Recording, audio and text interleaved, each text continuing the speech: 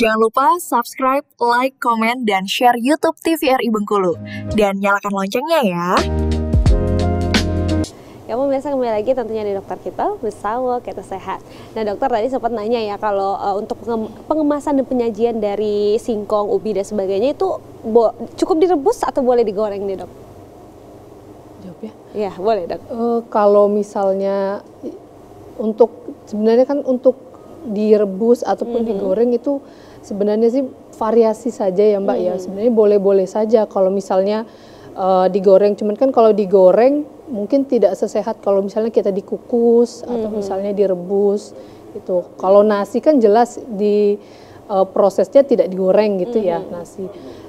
Justru malah lebih sehat kalau misalnya kalau kita makan sehari 3 kali singkong tapi digoreng semua gitu ya.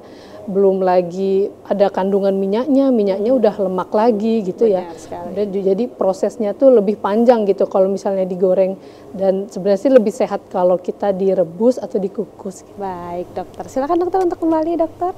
Ya.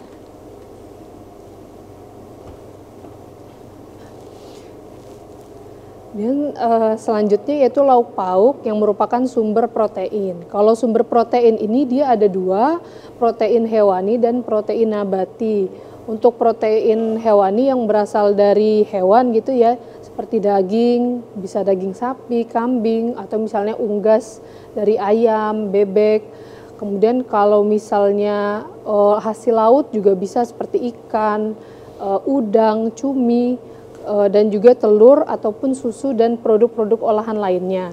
Sedangkan untuk lauk pauk yang nabati yang berasal dari tumbuh-tumbuhan seperti adanya tahu, tempe, dan juga kacang-kacangan. Ini bisa dilihat gitu ya gambarnya ya. Ada ikan, untuk protein hewani itu sebenarnya sangat beragam. Ada ikan, ada daging, kemudian ada ayam, telur, dan juga susu ataupun produk olahan lainnya. Untuk protein nabati seperti tempe, tahu, dan juga kacang-kacangan. Lalu untuk buah-buahan yang merupakan sumber dari vitamin dan juga mineral ataupun serat, ini sebenarnya di Indonesia juga untuk buah-buahan negara tropis di Indonesia ini banyak sekali pilihannya.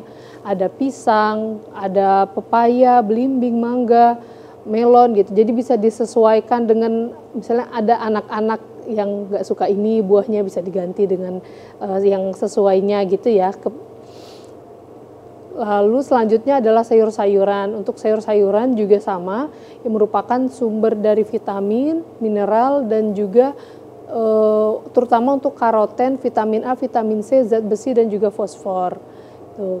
Untuk buah-buahan tadi sudah ada vitaminnya, tapi sayur-sayuran juga tetap harus ditambahkan gitu ya. Jadi jangan karena anaknya tidak mau makan sayur, buah aja gitu, jangan gitu ya. Tetap kita berikan sayur-sayuran.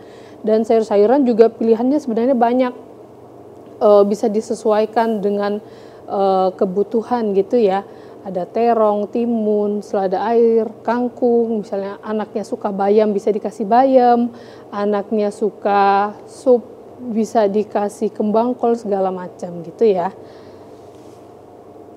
Nah, kemudian juga ada cuci tangan dengan menggunakan sabun. Nah, cuci tangan dengan menggunakan sabun ini dengan menggunakan air mengalir selama 60 detik gitu. Untuk waktu pentingnya itu adalah sebelum makan, setelah buang air besar, sebelum menjamah makanan, sebelum menyusui, dan juga setelah beraktivitas. Mungkin ini saya contohkan sedikit ya Mbak ya. Jadi untuk cara mencuci tangan itu ada 6 langkah. Yang pertama yaitu kita basahi tangan, telapak tangan, kita bersihkan. Kemudian kita lakukan usap punggung-punggung tangan. Tuh, kemudian kita bersihkan sela-sela jari. Kita bersihkan ujung-ujung jari. Lalu kita bersihkan ibu jari yang kiri dan juga yang kanan, dan yang terakhir kita bersihkan di ujung-ujung kuku. Tuh, itu adalah 6 langkah mencuci tangan. Kemudian yang terakhir ini adalah mengenai aktivitas fisik tadi ya Mbak ya, di mana dianjurkan untuk melakukan aktivitas fisik selama 30 menit dalam setiap harinya. Nah, setiap hari itu dia tidak harus, kalau dijelaskan di sini tidak harus olahraga bentukannya. Ada aktivitas fisik yang biasa dilakukan sehari-hari. Jadi dibagi menjadi aktivitas fisik ringan dan juga aktivitas fisik sedang.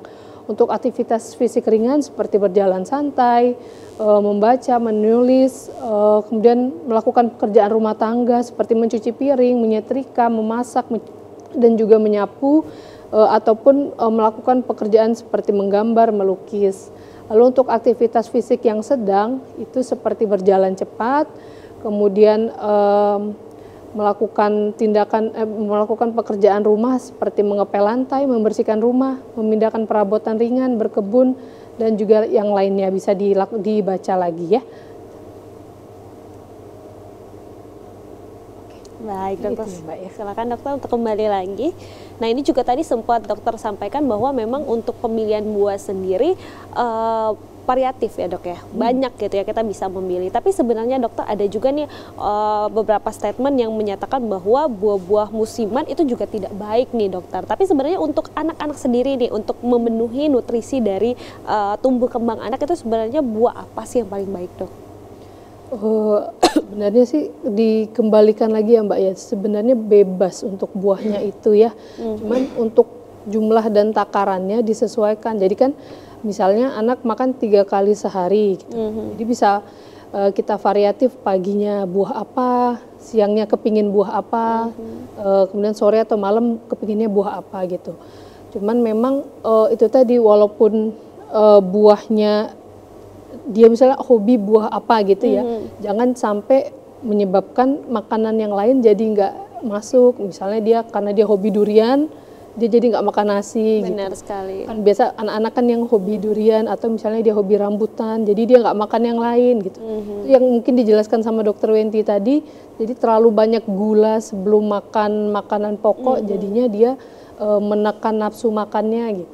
Benar sekali, dan buah ini juga ada kandungan gulanya ya dok ya, apalagi kayak buah musiman tuh selalu manis nggak sih dokter? Oke, nah kalau untuk juga ada sempat statement juga di dokter terkait tumbuh kembang anak ketika ibu yang sedang hamil nih dokter, yang menyatakan bahwa makan telur satu hari itu 2 sebenarnya itu baik nggak sih dok? Katanya itu bisa membuat tumbuh kembang otak anak itu jauh lebih baik. Oke, makan telur 2. Kalau nggak salah saya berapa ya kalorinya? Saya lupa. Pokoknya satu telur itu sudah hampir mencukupi kalori harian. Kalau nggak salah ya. Jadi kalau 2 telur itu bagus sebenarnya. Ya. Jadi kalau untuk perkembangan otak anak itu sah-sah aja ya, bagus-bagus aja ya. Tapi tentu saja tidak hanya di telur, bisa dengan variatif makanan yang lainnya. Kemudian ketika ibunya hamil, usahakan mencoba berbagai macam makanan. Tapi makanan sehat ya, karena apa? Karena untuk stimulus di anaknya juga. Jadi walaupun anak di dalam kandungan, itu kan ada beberapa sari-sarinya yang terserap melalui plasenta.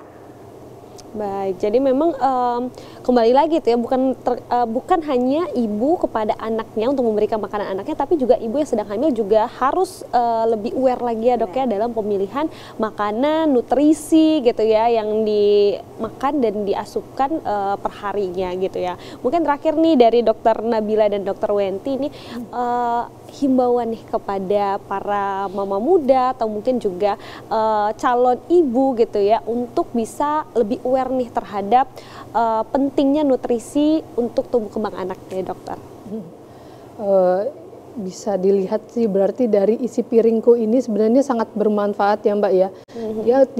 Kita bisa mengira-ngira sebenarnya dari piring makan kita itu, kita kira-kira yang mana untuk lauknya, yang mana untuk nasinya, untuk sayuran dan juga buah. Sebenarnya dengan kita menggunakan isi piringku saja gitu ya, sesuai dengan yang dicontohkan tadi, itu insya Allah sih sudah tercukupi gizinya gitu. Baik nanti untuk yang remaja, untuk nanti kalau misalnya dia mau melahirkan gitu ya, maupun untuk orang dewasa seperti kita gitu. Baik, mungkin dokter Wenti bisa tambahkan?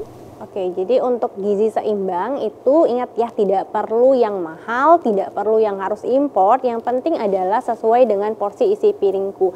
Gizi yang seimbang dari proteinnya, karbohidratnya, sayuran dan juga buahnya. Dan satu lagi, ingat untuk selalu selektif dalam memilih bahan makanan. Baca label di belakang bahan makanan, dan kalau ibu punya buku pink jangan lupa selalu dibaca. Baik, jadi memang pentingnya adalah seorang calon ibu tentunya harus lebih aware akan nutrisi baik dirinya, keluarganya, dan juga anak-anaknya ya dok ya. Terima kasih dokter Nabila dan juga dokter Weti sudah hadir tentunya untuk membahas topik kita pada hari ini yaitu isi piringku, cegah stunting dan wujudkan generasi emas. Dan akhir kata saya Afifa Manca pamit undur diri, sampai jumpa di dokter kita selanjutnya.